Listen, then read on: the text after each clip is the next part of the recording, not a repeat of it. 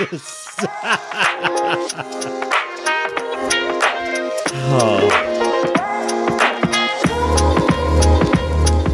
to the Rad Dad Redemption Podcast. Here's your hosts, Drew and Dex.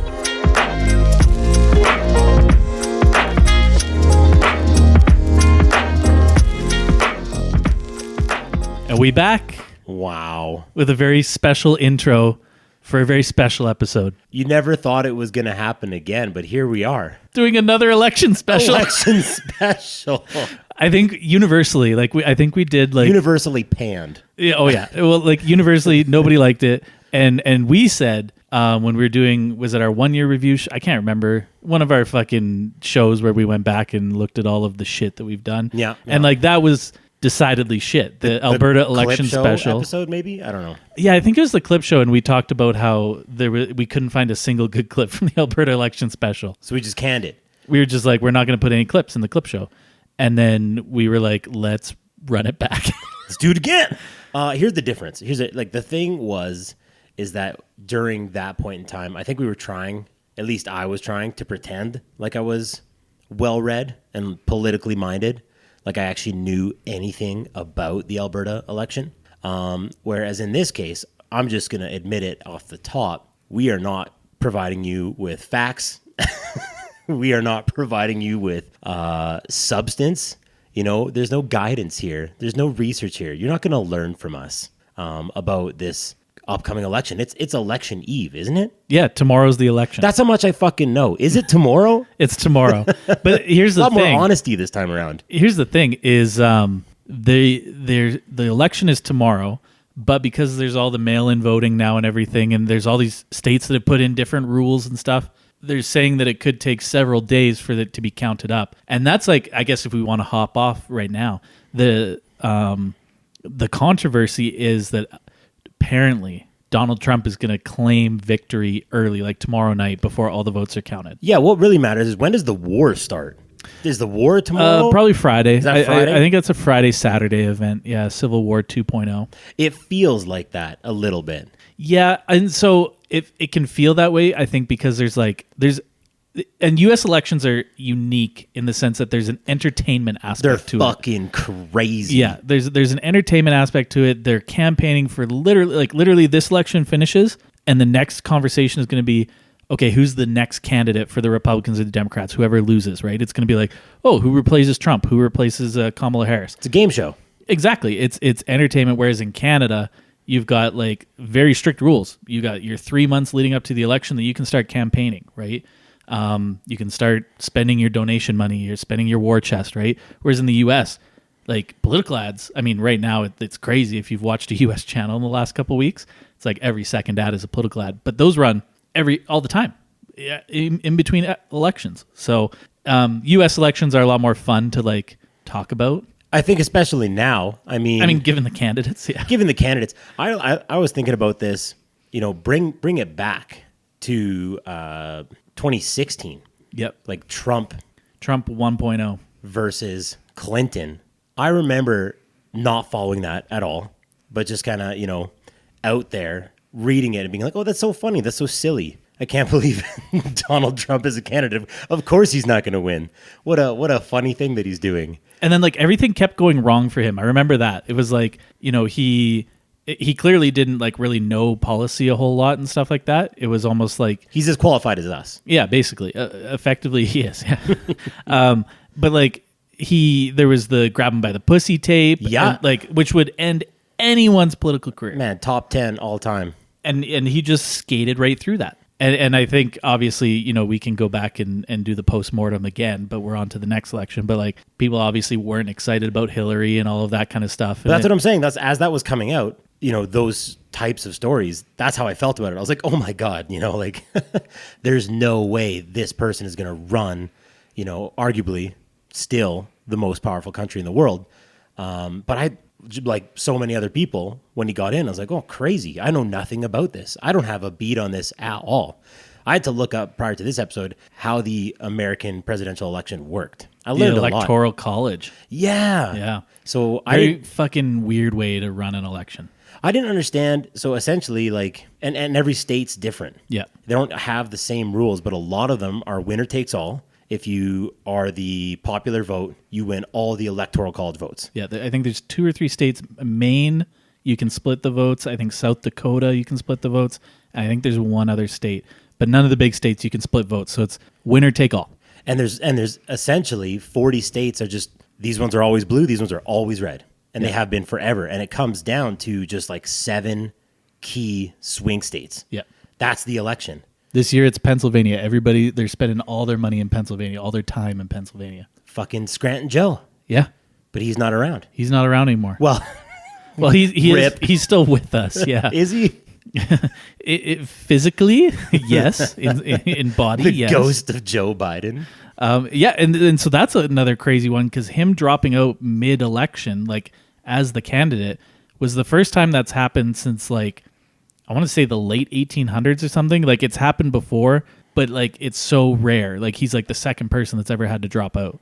The other guy probably had like scurvy, right? He's like getting enough limes. Yeah, he got like polio or something and like had to drop out, right? So yeah, I mean, just like tons of storylines around the election, and then so many sound bites. We kind of talked about it on when after the first debate we did an episode, and all of Trump's sound bites where he was like, "They're eating the cats and they're eating the dogs," or is this? It was the second debate with Kamala. I really got into it just recently. Not really got into it. I should stop saying that. I'm not that into it. We're going to talk about it, but I don't know what I'm talking about.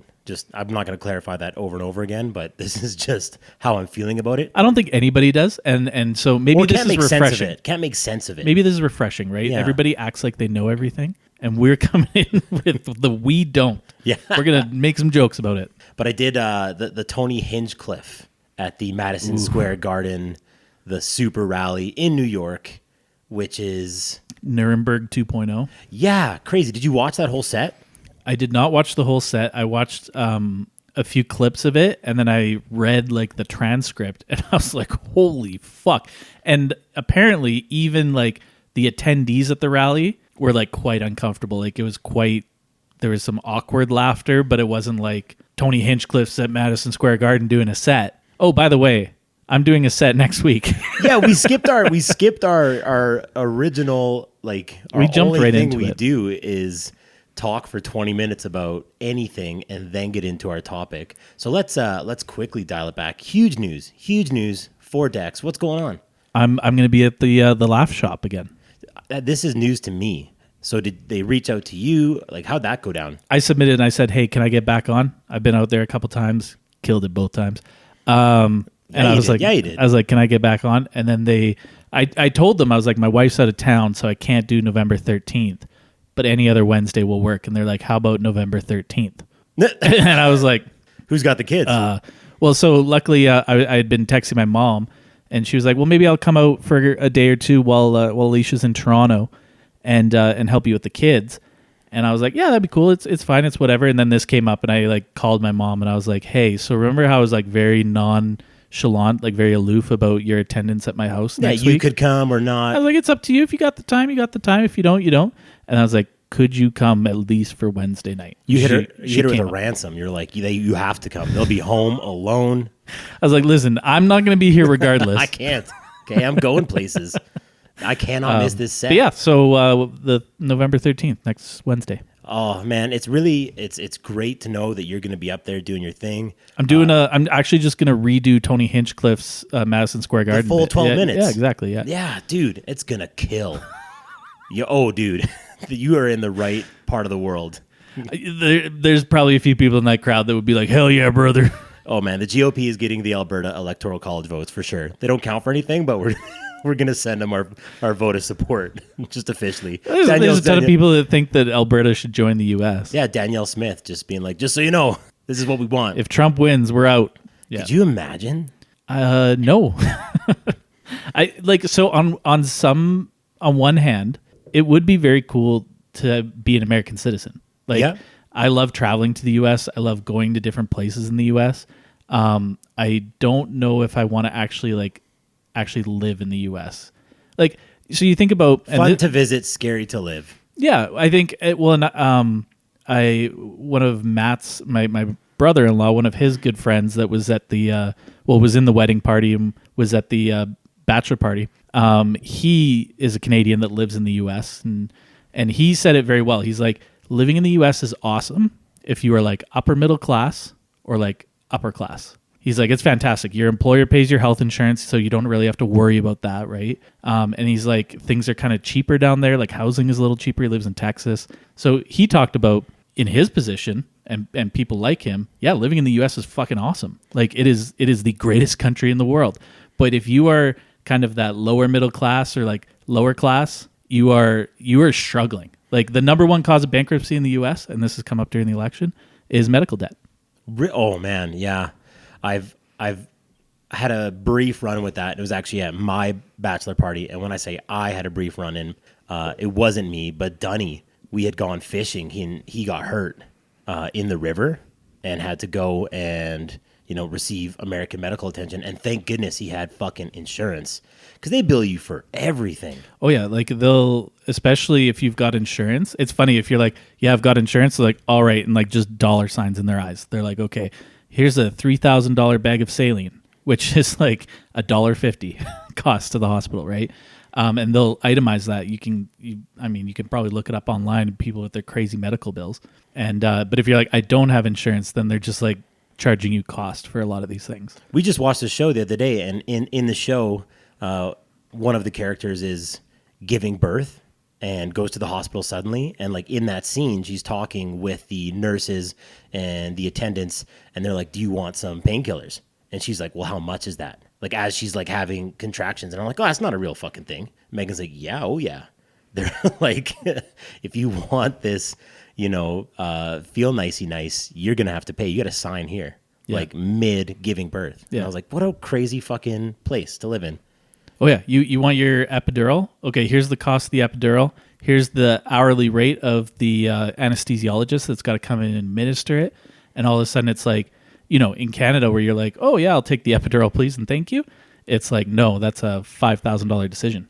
And also there is like a wide spectrum of healthcare, and not healthcare as in like Canadian healthcare, but you can go to like the giant tiger of hospitals in America. There's a Fresco, there's a no frills hospital, there's Walmart hospitals, and bad shit happens there.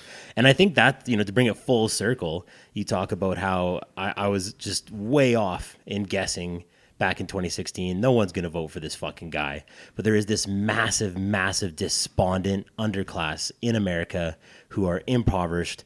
I wouldn't go so far as to say they're uneducated, but they're fucking angry and they don't care to get the facts. They just want the person who says the things they want to hear.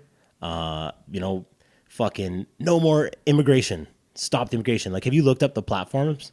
Like the Democrats versus the GOP, like what they stand for and what's on the table in this election. It's pretty insane to think like one's like, yeah, we need to fix the climate, right? We have massive environmental issues. The other's like, we hate immigrants. And you're like, wow, that's crazy. One's like, we need to tackle inflation. The other's like, we got to protect gun rights. And it's like, what are you guys talking about the same organization? GOP wants to shrink government involvement, move further to a market style economy, which is going to make more people impoverished, most likely. The rich are going to continue to get richer. Yeah, I mean, Trump's thing that he was, batting about over the last couple of days, and he just like, and this is where I'm like, okay, this guy's not serious, is because he was on the Joe Rogan podcast, right? What's that? Yeah, it's this little podcast. We should get him on. Yeah, Joe Rogan, if you're listening. Yeah, okay. Yeah. But he was talking and he just kind of like threw out, well, maybe we'll just cancel income tax. And of course everybody was like, hell yeah, government stops taking my money. And it's like, well, no, the U.S. collects like $3.4 trillion in income tax every year to fund their government. It's like, so where's that money going to come from? If you just cancel all income tax, how do you fund all of this stuff? And his idea is through tariffs. But who do you think pays for tariffs? Like, people are like, hell yeah, cancel my income tax, put more money in my pockets. Like, no, like everything that you buy, your iPhone that comes from China, your fucking everything that comes from China, will now have 100% tariff on it. So everything just got twice as expensive. And of course, the people that can endure that are the people that have millions of dollars, because they don't have to care if their iPhone is $1,000 or $2,000. They can just pay it. But somebody who, like, this phone is their only source of connection to the internet may not be able to afford a $2,000 phone, right? And they will wish that they were just paying income tax. So to me, I'm like, okay, well, he just threw that out on the Joe Rogan podcast, but now it's like being talked about over the last couple of days as a serious policy position. And whether or not anything like that will come to fruition is also secondary, because that's the brand of politics that he's engaging in, is I'll just say what I need to fucking say and get people riled up, get in, and then if it happens, meh. If it doesn't happen, also meh. Fuck you guys.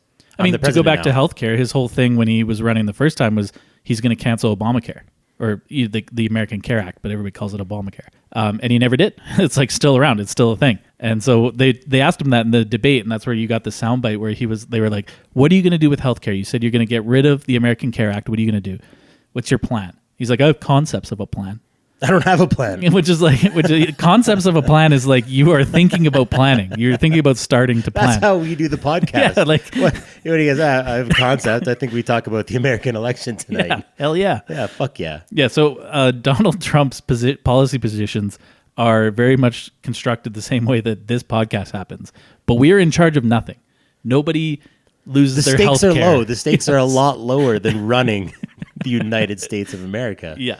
Yeah, 100%. But speaking of Donald Trump. Okay. I've got something very exciting for you. Yeah, you've got a ton of surprises for me. You tell me about this show. We kind of skimmed over that. Come to the show, everyone. Please come to the show. I'm going to be there. I actually have the next day off work, so I'm going to be there in my finest form. We have, just for a brief moment in time, he's very busy. Election's tomorrow. We have Donald Trump. What? Here on the show. Shut up. We are on the same level as the Joe Rogan podcast. How'd you line this? I sent a few emails and we got him in. So, everybody welcome to Donald Trump and rapid fire questions. He's a busy man. Yeah. Oh my God. Thank you so much for joining us. Yeah. Thank you for joining, Mr. Trump, President Trump. I hear the talk. They tell me, Mr. Trump, President Trump, you have to go on the Red Dad podcast. Well, yeah, thank you. And that's fantastic that you're here to join us. Well, I wanted to know, because we talked about it earlier on the podcast, Mr. Trump. There's a big change during the election. Joe Biden dropped out. Your opponent dropped out, and they replaced him. So what's it been like, kind of dealing with that situation? How would you explain it in your own words, I guess? The Sleepy Joe couldn't beat me, so they brought in a lady. She doesn't have a big wiener like you guys. We honestly, Mr. Trump, we have the hugest wieners. That's pretty cool that you not only know about our podcast and wanted to come on here, but you got the privy to our packages. That's pretty awesome. Yeah. He knows what's up. And I mean, to go back to President Biden dropping out of the race, like, what do you think the impetus for this was? I mean, there's a lot of rumors going around, mental declines, that kind of stuff. But what's your take on it? Many people are saying it. Smart people. Joe Biden is gay. I don't know if that's no. If that's the fair. reason. That's fair. That's a hard sell in your country sometimes. Okay, so we focused on the election and Joe Biden dropping out, but how would you say? How would you say? You've already been president. How would you say that this your second term potentially could go? Like, what are you expecting? Being president is very hard, almost as hard as your big throbbing wiener. It's very hard. Indeed. Yeah. Wow. Perfect analogy. Very good analogy. But okay. Well, we were talking a little bit about policy earlier, President Trump. Do you have any policy you'd like to share on our podcast, like you did on the Joe Rogan podcast? Anything you'd like to reveal tonight on election eve? On my first day as president, I'm going to fight back against the woke mob by banging a porn star. Wow, you're really going to put it right in their faces. That's incredible. Day one, calling your shot, Mr. President. Okay, well, I know you're busy, Mr. President. Thank you for sharing some of this information with us, and we'll let you get back on the election trail. Thank you for your time. Thank you for having me on the podcast and letting me be in the same room as those ultra mega donks. Anytime. Wow. So yeah, President Trump talking up the mega dongs. That's incredible. So there you have it. Biggest guest we've had to date. He's got my vote. That is going to be huge for our listenership. I think when people find out that Donald Trump made a brief appearance, a legendary, albeit brief appearance on our podcast, they're going to want to tune in. I mean, the sky's the limit for this episode. Yeah. Already way better than the Alberta election special. You know what's wild about him coming on and doing that? This is not our first foray into American politics. We never talk about this. In fact, you told me when we first started we can't talk about it. Yeah. This is something I wanted to bring up forever because it really happened. And it's wild to look back now how cutting edge it was. With the benefit of hindsight, we were definitely ahead of the curve. So, I mean, let's rewind back to 2016. And what was the big term that came out of that election? Fake news. Fake news. It was, he still uses it. That's fake news. You know, you can't trust what the media is saying. If he basically, it's a big thing for him to, you know, see doubt in media. And fast forward even before that, because I was thinking, when did we actually do this? And I was still living in my apartment in Medicine Hat. So this had to be, I want to say 2014, maybe 2015. Yeah, if not earlier. It was kind of a thing, and it was. Well, what did we do? We're kind of like edging the listener, dude. And let's goon all over him. I just wanted to give some context. But I think how it came around, you know, Facebook. There was a time where you could just kind of change your own name on Facebook, or just gratuitously make accounts. Yeah, and I remember doing that all the time to be funny. I had a Fun Brad Robertson account, and what I would do is if our buddy would not hang out with us or like he couldn't make it, I would log on as him and invite my other profile to parties, and then be like, yeah, I'm fucking there. You know what I love? Tits and ass. I'm Fun Brad. I'm coming. And I was fake Brad. I was Fun Brad. And then I was Joseph Coney for a while. There was a whole bunch of people. I remember that, yeah. People were really upset about the YouTube video, Coney 2012. And so I thought, you know, that'd be pretty cool if I had a Joseph Coney Facebook page. And yeah, it was an era where you could just go on and do that without thinking at all about your future career prospects or, you know, the perpetuity of the internet. And so I think my role in this was kind of born out of that. But we essentially created a meme page, a group, and called it American Real Truth. And where I kind of was inspired by that was there was, and I think you get targeted online. We know all about this. Like the algorithms, they know you better than you know yourself, right? Back in the day, the algorithms were not as advanced as they were today. I mean, we're talking 10 plus years ago, right? And I think just as like young white men, we got targeted with these pages on Facebook, and I would always get these pages that were just like far right US memes. Like it was like guns and immigrants, and they would make the shittiest memes. Like politics is like whack, and like, you know, you can't make politics that funny, to be honest. And they would just pump out these memes, but it's just like verifying people's feelings. And so people would be like, hell yeah, like that's right, great meme, brother. And like, and it was so ridiculous, and it was very conspiracy oriented, and like, what was it about your internet history that you were getting all that? Like I said, I think it was just like they were like, oh, like we got this young white male. This guy's friends with Joseph Coney. At one point, I was Corey in the house. I changed my profile picture to like Corey, and then, you know, my banner was like the poster from Corey in the Corey house. in the White House, like yeah, like the Nick show. See, I was awesome. like a 12-year-old black kid. Dude, yeah. I love that era. That's who I identified as, was a 12-year-old. Yeah, no, for sure. Yeah, I think it was so rudimentary. It was like, oh, young white male, here's you must love right-wing memes. Like here it is. But then I poisoned my algorithm by like engaging with this, being like, this shit is so ridiculous. It's like, it's off the rails. And then I came to you with this idea that like we should make our own page, but like satirical, like kind of like. Oh, it was definitely satire. It was definitely satire, and that was the whole thing. And I was on board immediately because I was like, dude, this is my boy Dex. He's funny. This is kind of like our first adult project. Yeah, where we were corresponding and being like, hey, we're both pretty funny. let's see what we can do with this. And before anybody goes and tries to find American Real Truth on Facebook, I scrubbed it. Because it got really real, right? Like we did this, it was fun. We were making these like silly memes, and we'll get more into that in a minute. But then 2016 happened, and fake news was the thing. And we were like, oh, like we engaged in that. And the crazy thing about when you make satire that's like maybe a little too on the nose is a lot of people take it really seriously. Well, that was the phenomena. That was what I look back on and think, wow, it's insane that we had a hand in that. But also, like, to say that we were fake news before fake news, what we were making to us was obviously fake. You know? Like, it was like we are making fun of people that would think this is serious. Yeah, and so here we are thinking we're doing this outlandish thing, these fucking Canadian kids making... We're 23 years old. American political memes, and what started happening was random people started joining this page. Yeah. And some, rightfully so, were, you know, hey, these guys are funny. Some were outraged. I can't believe you would say that. I can't believe you would say that. I can't believe you would make that.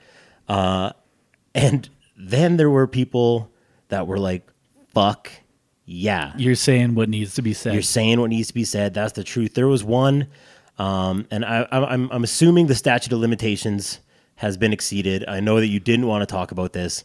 So if I say anything that's really awful, we'll just go in and post and get rid of it. So if you hear bleeps or corrections or some awkward transitions here, just know that we've had to be still pretty mindful. But there was like a motorcade, an Obama motorcade. Oh my God, yeah. And it was just like an aerial view of his limousine. And each frame zoomed in a little closer to the back bumper of his limousine. And on the back bumper of his limousine was a fucking ISIS bumper sticker.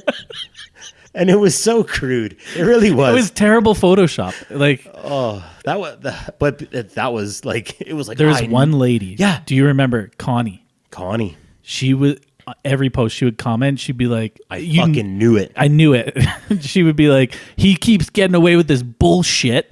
Like, you know, Connie is sharing it with all of her friends and family, right? She probably told her kids, don't believe everything you see on the internet. And then she's like, look at this. Obama's like got a ISIS bumper sticker. Oh, man. And there was another one that was really funny. I think you made it. And it was a picture of Obama and Joseph Stalin. And it said, one of these two men is a socialist baby killer, and the other is Joseph Stalin.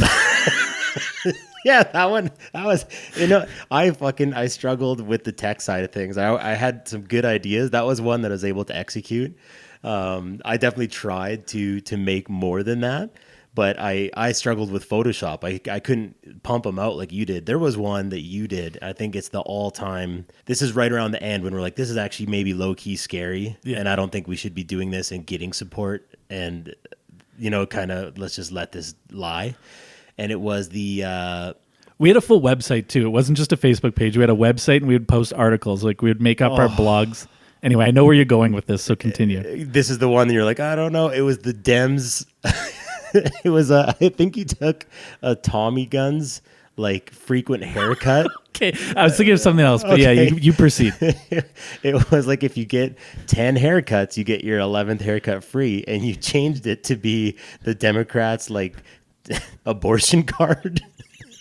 And if you had 10 abortions and you got your 10 abortions punched, you got your 11th one free. And Connie was all over that. Oh yeah, I was like, they're handing this out on college campuses, and yeah, I did. I took a picture of a Tommy Guns like frequent haircut card, and they used to have like a picture of like a I don't know, it was like a toupee and a beard, like a little in each square, and I like whited it out.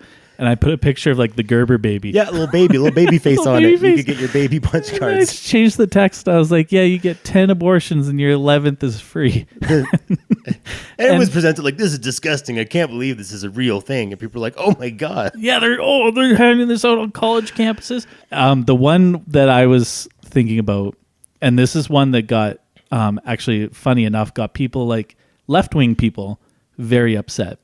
And there's one guy who was like, he'd go on our page and he left us like reviews about how like horrible we are. Oh yeah. and it was an article on the website, the American Real Truth website, and it said it was like an opinion piece or like a thought piece, and it was like, is it okay to administer an abortion preemptively if the woman is pregnant and an ISIS bride? Like you're using a Tomahawk missile to preemptively abort a future terrorist. And it was just like we were talking about like, is this okay? Like we are obviously against, killing unborn children, but it's an ISIS bride and she's carrying potentially a future ISIS soldier. So like, is this, ethically, where does this land? Yeah, where the morality of it. And this guy lost his fucking mind. Like he must have commented 100 times. He kept engaging with us. Like he's still following. Like he's our 1-star review that we got recently. Yeah, he still hates us. And he was just like, I can't believe that you would like assume that a fetus is going to grow up to be a terrorist and like just all the and like. But of course we fucking didn't. Yeah, of course not. It was satire. It was insane. It was insanity. It was insane to think that someone would read that and have any part of them, any notion. And again, time capsule. This is in this era. We thought how outlandish that someone would actually believe all this silliness. And that's what kind of started the thought of, I don't know if we should be doing this. And I actually, shortly after Real Truth shut down, I actually shut down my Facebook page. I didn't have Facebook for 7 years. I shut down my Twitter. And because when we were doing this, I was in school. And so we were like doing this for fun as we sat on the couch and just fucking had a laugh. But then, I'd go to school and I'm becoming a fucking future educator, a teacher. And in class, that came up one day. That was in one of our, I can't remember if it's just like a pre-service session or a curriculum and instruction session, but it came up about like our responsibility, our master status now was teachers. And when you're a teacher all the time. It's not just a 9-to-5 thing. In your community, you're a teacher. On the weekends, you're a teacher. You represent teachers as a whole. You represent educators as a whole. You represent your division. And so what you do online and how you conduct yourself, it has like serious implications. And there are people, and this again, in this era, who are missing out on jobs, missing out on opportunities because of their lengthy and negative and essentially just like unbelievably poorly thought out online history. And I'm like sitting in this class being like, they're describing me. Like they're talking about American Real Truth. They're talking about American Real Truth. They're talking about my Joseph Coney page. They're talking about my 2 Live Drew Twitter where I would live tweet movies. I live tweeted Demolition Man and was like sending out pictures of Sylvester Stallone's penis because it was like a deep cut from that movie. Like Sly Stallone had a nude scene. Did you know this? And then I like find the clip, put it out. Did you know Wesley Snipes had a nude scene? And then just like posted a random photo of some guy. Yeah, like it was insanity. It was insanity. So they're having this discussion about like what you do online matters, and it matters so much you're gonna fuck your whole life up. And so that was definitely a thing where I was like, we're already on the CSIS watch list for this American Real Truth, but I'm one Google search away from never getting a job. And so I have to shut this all down. I have to, even my personal Twitter, where I wasn't doing, again, funny things, hilarious things, but, heinous stuff, I would engage with people, argue with people, and even that in this day and age is really, really, really dicey. But it's also not. And where I'm going with this, how I'm going to try and articulate this is back then in that era when we were doing all of it, it was like, wow, we have to stop. You cannot perpetuate these ideas. You cannot be involved in misinformation, disinformation, intentionally misleading people for humor. It's dangerous. It's a bad thing. And now all of a sudden we live in this era and you totally fucking can. You literally can do all of that times a million and be the president. Yep. You can fucking say anything, do anything, get caught red-handed in Jeffrey Epstein's pool with topless young women, photos documented. Jeffrey Epstein is my best fucking friend. And you're like, get all the votes, get all the electoral college votes. You're the fucking dude. And that's crazy. That blows my mind. I still can't really come to terms with that. I can't grip it. The stuff I see online, the stuff I read online, to bring it back, the Tony Hinchcliffe at Madison Square Garden, like I had a moment because I watched the full 12-minute set, and on one hand, I was like, no. If you watch Kill Tony, if you've ever listened to this comedian's work, he's had that podcast since 2013. He's essentially a roast comic. He was a roast comic writer, and this has always been his shtick. And in fact, if you listen to Kill Tony or watch Kill Tony on YouTube, that 12-minute set at the MSG rally was actually pretty tame. Like, stuff is fucking said consistently. I think it's the context of where it happened, though.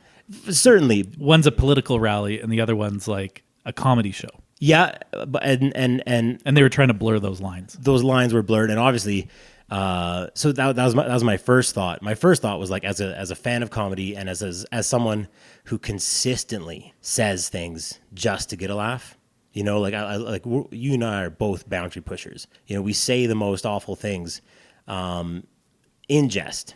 You know, like we are fucking joking. The one that comes to mind is the whole Gondek thing. I got going again on the last episode, and people are like, you got to stop. I'm like, I'm joking. I'm fucking joking. We play characters, essentially.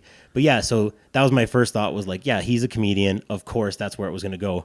But then I did have a moment where I'm like, this is almost like Andrew Dice Clay territory, where this guy's just saying the most horrible, awful things, and it's not victimless. Like, this is fucking crazy. There is a huge, massive population that this directly affects. Well, and the other part of it is like, okay, let's give him the benefit of the doubt and say he was joking. All of it was meant in jest. He's not racist towards Puerto Ricans and that kind of stuff, right?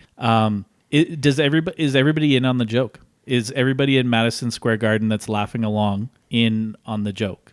Do they see it as a joke, or do they see it as, well, no, he's saying what I think at home? And now it's okay to say that. And now it's okay. Here I am at a political rally, not a comedy show, as you pointed out. These are my closeted thoughts. These are these are discussions I have, serious discussions, probably, with my friend group, with my family. These are my actual beliefs. And now I'm validated. They've been qualified at a political rally. For a presidential candidate. This isn't Joe Bumpkin running for Alabama State Senate. No, it's not the Rhino Party. It's not an independent. You know, it's not like what are some of the kookier ones we have up here? The Green Party. Yeah. R.I.P. Lizzie May.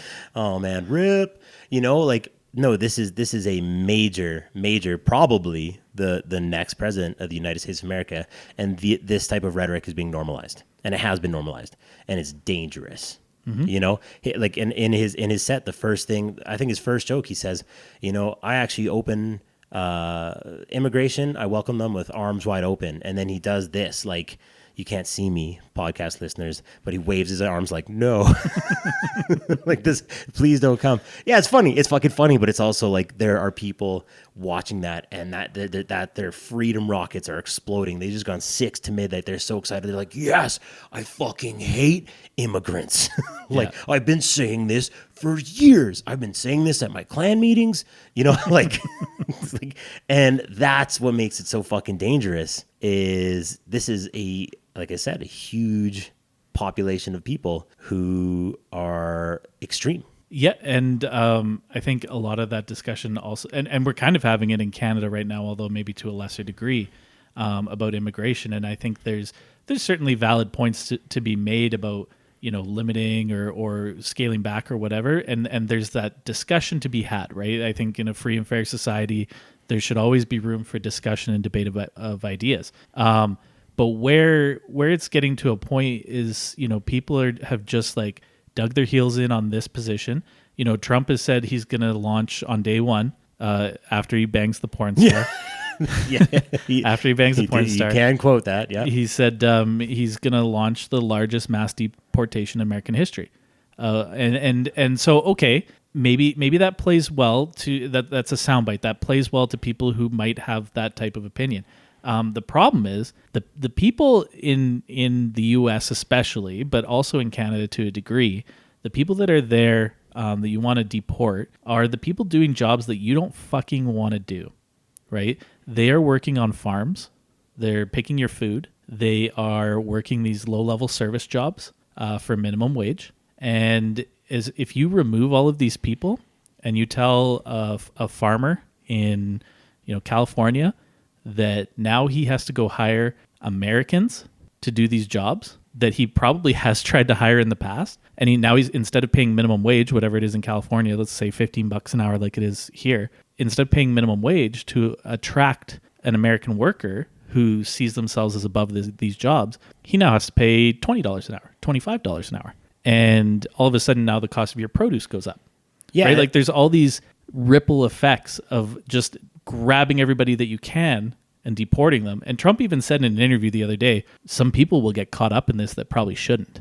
Like basically admitting like you could end up in fucking Tijuana back across the border and you actually were legally in the US, right? Like whether it was you born there, your parents came illegally, but you were born there, you're an American citizen, but you got swept up in this mass deportation. Like You're collateral. You're collateral. And I was like, oh, and he nonchalantly like hand waved it off. And I was like, that would be the worst fucking experience that somebody could possibly have in their entire lives. Yeah. To be deported from the country that they were born in and lived in. And it's like, oh, sorry, whoopsies. Come on back. Like, no, you're already fucking deported. I'm going to end up in fucking American Auschwitz next if I go back. Like, that would be a real thought, right? Like, it's I don't know. It's crazy. And I think, yeah, there's these sound bites that play very well that people don't think beyond that. They don't think about consequences. Yeah, they're not getting sent to fucking Juarez. Yeah. You know, it's like, different stakes for them. Okay, Absolutely. they send everybody out. Are you going to go start picking avocados? I'm not. I'm overqualified to pick avocados. I'm overqualified to work at Tim Hortons. No disrespect. And it's those jobs are going to who's going to make your fucking coffee? Here's where it goes full Twilight Zone if it hasn't already. So yeah, your produce goes through the roof because, it's so expensive to harvest it now. They're not collecting income tax, so there's tariffs on everything. So everything's coming directly out of your wallet, and you're poorer now. You have less money. Life is worse. Yeah. Okay. It's the Dems' fault. That's how he would position it. That's the position he's going to take. These horrible, awful things are going to happen. There's going to be the Trump crunch. Things are going to get worse, and it's going to be like, well, we fucking had Sleepy Joe at the wheel for 4 years. What did you expect? Yeah. Oh, they're already setting that up, right? He's been saying, and even Elon Musk, who's apparently Trump's boyfriend now. Well, they go everywhere together and they dance like fucking losers on stage. Yeah, Epstein left a big hole in his heart. Yeah, he's looking for another billionaire playboy to fly him out to private islands and do all sorts of kooky things. And he found him. They could take their rocket ship. But even Elon Musk was like, oh yeah, there could be some very tough years for Americans if Trump gets in. Basically saying but yeah, you're right. That's how they're going to set up. We're fixing all this stuff that's gone wrong. And you just got to give us another 4 years after this. Just give us some more time. Yeah. It'll come back around. And then when it doesn't. The budget office did a whole thing and they basically said net you were going to end up substantially poor under Trump, right? And they showed the tax proposals of each candidate. And everybody would have a little more money in their pocket at the end of the day. But it wasn't factoring in tariffs. But Trump was the richest people, the top 5%, the top 1%, the top 0.1%, were literally going to have hundreds of thousands, if not millions of dollars extra at the end of every year on their income. Whereas under the Democrats' plan, it was the lower people would have a little extra, and it was marginal. It was $1,200 a year, right? Spread that over 12 months, $100 a month. You're not even really going to notice that. But it was the higher levels where they were actually going to have less money, because the tax plan is supposed to target the higher income earners. And so that's where it's just you look at that and it's on the surface, you can look at that and say, well, Trump is going to make this better for everybody across the board, right? Everybody's going to have more money in their pocket. But it's well, does Elon Musk really need an extra $3 million a year in his pocket? Yeah, who are we helping? Who is being helped by this? the wealthiest people among us. Yeah, like I said, not the despondent underclass who's already not caring to get facts. And they're the ones that are going to vote for him. And in droves. Well, he's going to win. That's my take. If we're gonna call it, you're calling it. He's going to win. Again, a lot of caveats in this episode. One, don't listen to us. Two, we're just making jokes. Fucking chill out. Don't leave us a 1 star. Okay, if you don't like it, listen to something else. Dickweed. Okay, just had to get that out there. Just jokes. But once I was reading about this electoral college and the swing states, I don't think he has to do very much to win. And I think that the Democrats have won the popular vote for the last several nine elections in a row. 9 elections in a row. So the percentage of Americans who want the Democratic policy and platform, by the numbers is more than these other people, right? Yeah. But because of the way it's set up, it's just not going to happen that way. Yeah, a few states flip the other way, and yeah, he wins. I will say I was reading an interesting article, and it was Nate Silver, who's a very popular pollster in the U.S., and he specifically calculates electoral college votes. And how he works is he compiles different polls. So he'll take all the pollsters going out doing their polls. He'll compile all of these and give them different weightings and stuff, and try and figure out, well, what's really going on? Because you can have all these different polls with different margins of error, and this one was done locally here and this one was done nationally, whatever. And he's saying there's some weird stuff happening with polling where he almost feels like some of these pollsters are trying to make it seem closer than it is. And he personally thinks that Kamala's going to win. I think he made $100,000 bet on it. And then, and he's not a Democrat.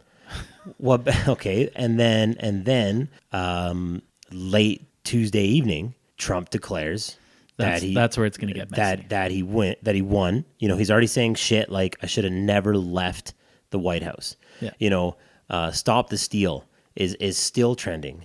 There are many people out there who still think 2020 was a farce. And that's really spooky. That regardless of what actually happens, something else is going to happen in the aftermath. Yeah, that's kind of the scary thing. I do think at the end of the day, a lot of people, even if they are upset with the result, like let's say Kamala wins, and they're upset with the result and they think it was stolen or whatever, at the end of the day, I think they're going to sit back and they're going to be presented with two choices, right? So one is going to be, get your gun out of the basement, we're hitting the streets. Yeah. Right? Or the other one's going to be, well, maybe we recognize that we live in one of the greatest countries, if not the greatest country in the world. And do we really want to have a civil war that would uproot all of these luxuries that we enjoy as American citizens, right? And media is driven by the sensational. Yeah. And so you read about the extremes. You don't read about the moderates. And the moderate base is the majority of people. It really is. Yeah. We have that in Alberta too. You can go on the highway and see a "fuck Trudeau" sticker or someone with a little Calvin Hobbes pissing on Notley's face. Those people do exist, right? I'm sitting next to one of them. Like it's not like those aren't. Yeah, I've got a big old "fuck Trudeau" sticker on the back of my electric car. You know, man, yes, they do exist. They're really out there, but that's not representative of our Gen Pop. I think most people would, regardless of who you vote for, if you got the average person sitting in a room, they probably have more in common than they don't. To throw back to our first election special, one thing we talked about was if you had that 7-point political spectrum, most people are 3, 4, and 5. Yeah. The vast majority of people are 3, 4, 5. And what you read about and what is played to are the 1s, 2s, the 6s, and 7s. It's what people are doom scrolling on in the morning and be like, hey, who said what? This is all fucking crazy. But it is just kind of, I guess it would be unbelievable that something really, really awful is going to happen. It's just going to be more crazy news. Just like you said, it's a show.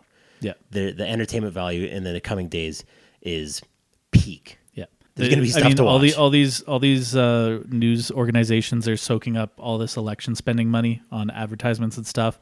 Of course they want you tuning in. They want you watching till 1 a.m. tomorrow to see, does Trump come out? And, they're not going to be like, hey, everybody go to sleep and tune in tomorrow. Maybe we'll have some more answers for you. No, they want you to stay up all night, phone in one hand on Twitter or X or Threads or whatever your social media of choice is, and TV on and watching Anderson Cooper and, all the talking heads pontificate about what's happening, right? That's what they want. Reality is that I think, and the other part of it is a lot of people aren't going to vote, period. More people will probably not vote than will vote. I mean, that's just how elections work. I don't think, and I think there's a lot of interests, powerful interests, if you want to get a little conspiracy minded, that would prefer to have the status quo, whether that's Trump or Kamala, but they don't want people marching in the streets trying to overthrow an election, trying to hunt down their neighbors that voted the wrong way. I mean, they are going to step in and stop that at some point because they have a vested interest in the status quo. They are making whether you're Elon Musk, whether you're Jeff Bezos, whether you're Bill Gates, whoever, they're making millions of dollars a day, more money in a day than you and I might make in a lifetime. They want the status quo. They're not going to let, and they own the media. Jeff Bezos told the Washington Post not to make a presidential decision. Like they wanted to come out and endorse Kamala Harris, and Jeff Bezos kiboshed that. He controls the media. Yeah, but then Bad Bunny came out and endorsed her, and Bezos That changed loves everything. Bad Bunny. He's a huge Bad Bunny fan. I mean, some of those, like Bad Bunny has more of a following than pretty much anybody on the political spectrum. So Oh yeah, like the Swiftonomics of it, like yeah, there you go. Taylor Swift came Yeah. out. That was a needle mover. definitely. And I think you nailed it. It is fun, not fun. We get caught up in the doom and gloom. We get caught up in the sensational. But even in 2016 and 2020, once the dust had settled, 2020, a lot more dust needed to settle. There was still the business of running the country for the next 4 years. And I can speak, obviously, as a Canadian, and I think a lot of Americans would probably have the same opinion. Life didn't change that much. Like the world kept turning. Yeah. And that is what's going to happen ultimately. I mean, in reality, whoever wins the election has kind of limited power on what they can actually do. I mean, there's checks and balances in the Canadian government. There's checks and balances in the American government. It sounds like the two houses of Congress are going to be split, right? So the president can't just push through everything. You need it to pass through both houses, and then the president signs off on it. He or she signs off on it, right? So they can make some executive orders, which I think is what he's proposing with the deportation. But he can't just change the tax code on his own. No. So he can say all these things that he wants to do, and in reality, his power is relatively limited by the office that he holds. And I feel like my father-in-law would say that's the travesty of politics, is all that time spent undoing, unmaking. Meanwhile, there are things that actually need to happen. Like even the Democrats, like how much effort was put into trying to have Trump indicted and put up on charges or impeached twice. And then it was like, okay, yeah, I am anyway. Yeah, like nothing fucking happened. Nothing fucking happened. Yeah. There's other stuff that we need to be focusing on. So Yeah. And I almost think part of the reason why he came back for a second run is because he sees the writing on the wall of like, there's all these charges, which some of them may prove to be true. It sounds like the one in New York with the like election fraud and the spending fraud is going to get pretty ugly, right? So if he's president, that all comes to a halt, and he just bought himself 4 more years, right? Whereas if he's not, well, then all that carries on. And maybe they shot themselves in the foot, because if they had just said, okay, you fuck off and like go golfing, like all 80-year-old men should be doing in retirement, right? And we don't want to ever hear from you again, and we're going to let some of this go, right? Is that the way that justice should work? Probably not. But that's probably the play that they should have gone with, was like, hey, we'll turn a blind eye to this shit. We never want to hear from you again. We'll have a new candidate for the Republicans in 4 years. See you then, right? Like, whereas now they sort of pushed him to a corner, and he's kind of got to win or he's going to jail, and he's living his last few years in jail. he's got a lot to lose. He does, right? So Yeah. it's like, yeah, they really put him in a corner, and I don't know, who knows? Maybe he would have come back anyway, because he's got that kind of egotistical thing where it's like he wants to be president, like he wants to be president more than he actually truly wants to be president, like he wants the business card. Yeah. Yeah. I might be engaging in ageism here, but when is America going to stop electing fucking 80-year-old white guys? Yeah. Like that's a kind of, and if you think of any other industry, position, anything, having an 80-year-old man do a job is bizarre. Yeah, it almost feels like elder abuse. Did you see him trying to get into the garbage truck the other day? And he was like fucking fumbling around. It was like he can't like, his brain is not comprehending how far he needs to put out his hand to open the fucking handle on the truck. And I was like, and I think the criticisms of Joe Biden were valid too, where Absolutely. it was like he was Absolutely. sitting there rambling, and you're like, you need to be in some type of home, Yep. like supervised, and so it was like they got rid of that one, they got rid of Joe. But like Trump is still here, and now next to Kamala, it's like he looks like Joe Biden.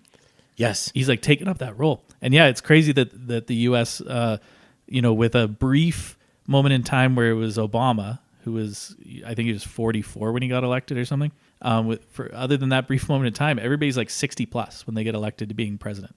And they have an opportunity to elect the first woman of color and the first woman president of the United States, and that's like no one's even talking about that. No, that's who gives a shit. But Trump is of color, orange, yeah, okay, certainly.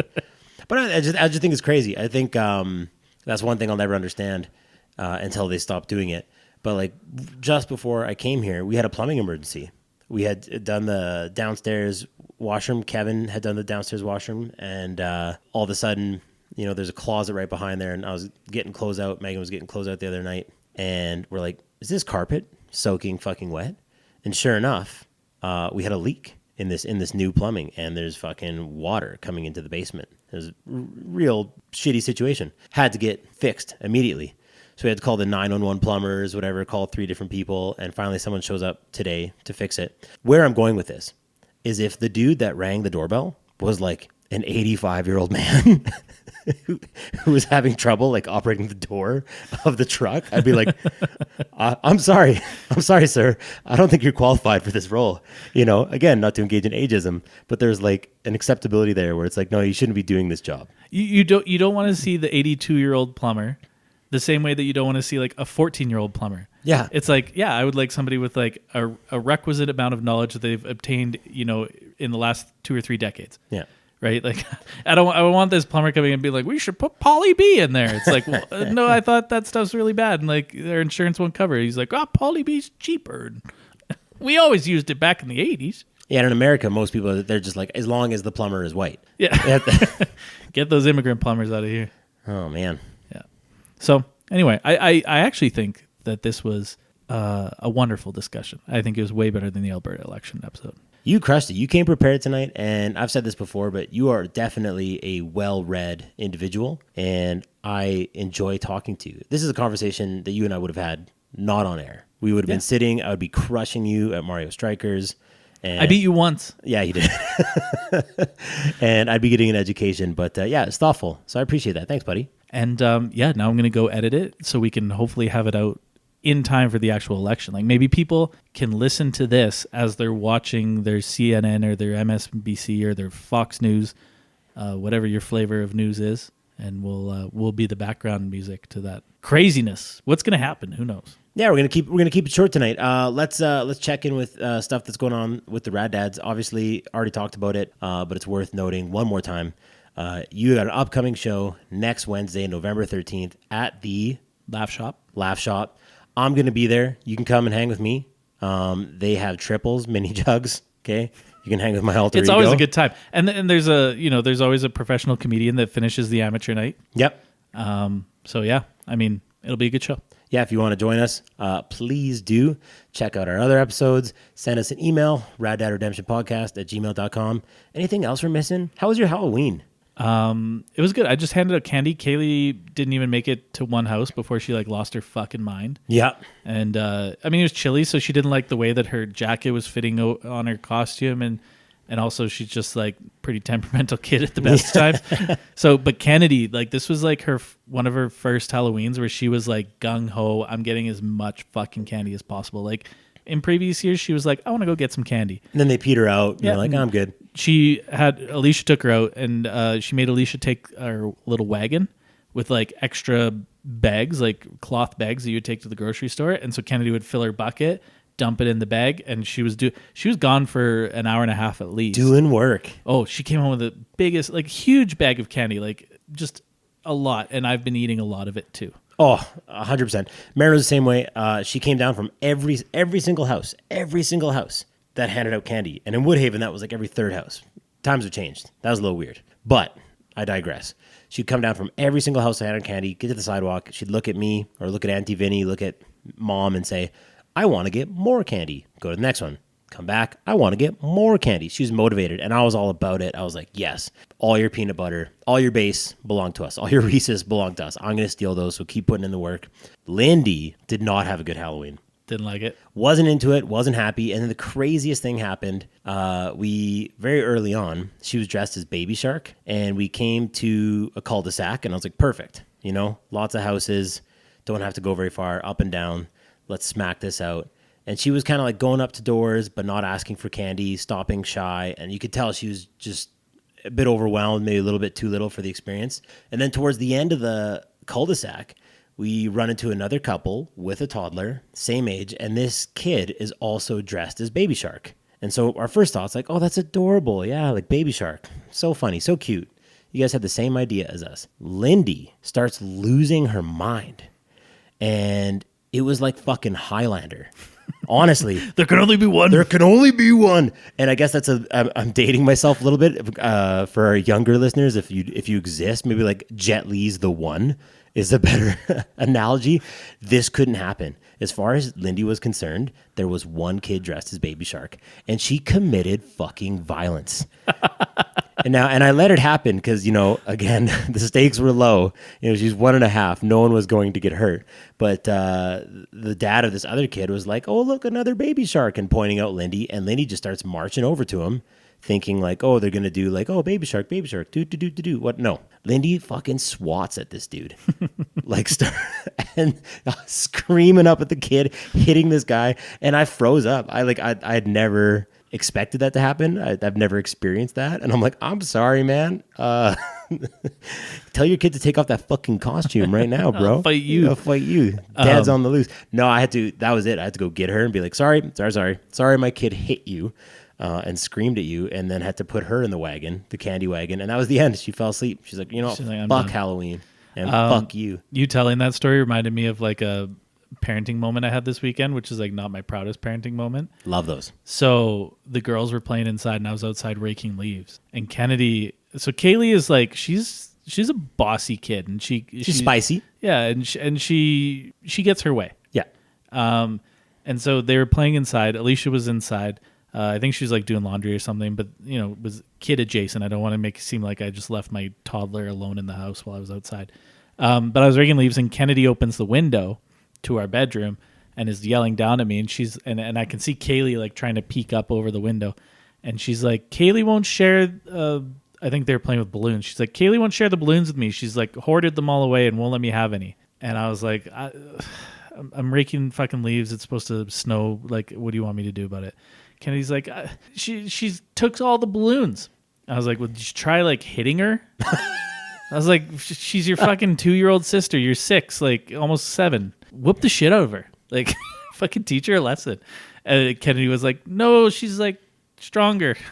I was just like, yeah, Kaylee is pretty violent when she wants to be. And she wouldn't bite? No, she's a good big sister, right? So I was like, try hitting her. And she was like, no. Daddy used to hit Uncle Clint all the time. We never fought that much as brothers. But no. Yeah, I was like, just smack her around a little bit. And Kennedy was too good to do that. So, and that was, and then I realized as I'm like coming in, I was like, I was just in my backyard yelling up to the second floor of my house to one of my kids to like hit my other kid. Oh yeah, like the neighbors, any neighbors that heard that there's a cell phone. Like, there's a cell phone. They're like, this fucking guy. Yeah. Yeah. We'll post it on our socials. Follow us on Rad Dad Insta. Brad's coming to my house next week. Take my kids away. Shout them out. Hell yeah, buddy. Well, thanks for tuning in. I hope you all enjoy the American election content, whether it's through us or binge watching it late into the night as Civil War II impends upon us. Yeah, and to our American listeners, stay safe out there. Yeah, all 2 of you. I can see when people listen from the U.S. It happens. There's a handful. Trump, Sleepy Joe. Trump, Sleepy Joe, and Joe Rogan. Yeah. Later, gang. Bye.